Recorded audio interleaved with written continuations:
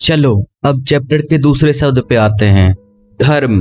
और हमारे समाज में बहुत सारे धर्मों के लोग रहते हैं, इसलिए कुछ समस्याएं भी उत्पन्न हो जाती है। और जो समस्याएं धर्म के नाम पर उत्पन्न होती है उन्हें सांप्रदायिकता या सांप्रदायिक समस्याएं कहते हैं। और ये बहुत सारे कारणों से उत्पन्न हो सकती है। फर्स्ट, जब किसी एक धर्म के लोग दूसरे धर्म के लोगों के साथ भेदभाव करने लगे तो ऐसे में दोनों धर्मों के लोगों के बीच लड़ाई होने की संभावना बनी रहती है। सेकेंड पॉइंट, जब एक धर्म को ही पूरे देश में समर्थन दिया जाए या पूरा एक देश एक ही धर्म के बलबूते पर बने, जैसे पाकिस्तान मुस्लिमों के लिए बनाया गया था, लेकिन आज वहां रहकर कोई खुश नहीं है। थर्ड, जब एक धर्म की मांगें दूसरे धर्म के खिलाफ हो। फोर्थ, जब लोग अपने धर्म को सबसे बड़ा मानने लगे और दूसरे धर्म को छोटा समझे। फिफ्थ पॉइंट है, जब सरकार अपनी शक्तियों का गलत इस्तेमाल करती है और जबरदस्ती लोगों को कोई धर्म अपनाने को कहती है।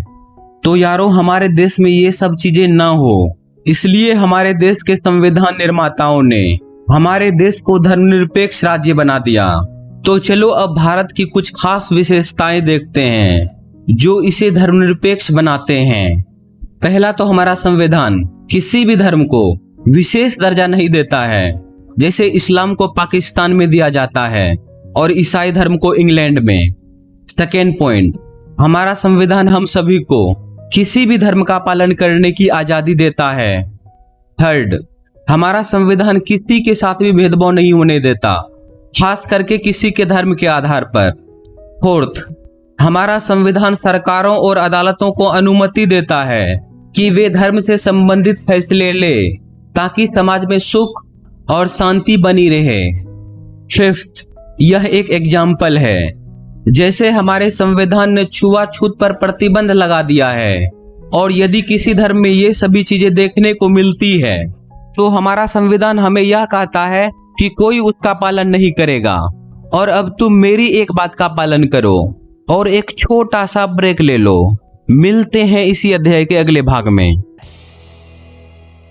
7, 6, 5, 4, 3, 2, 1. You'll never have the sacred stone. Oh, this you crazy mother.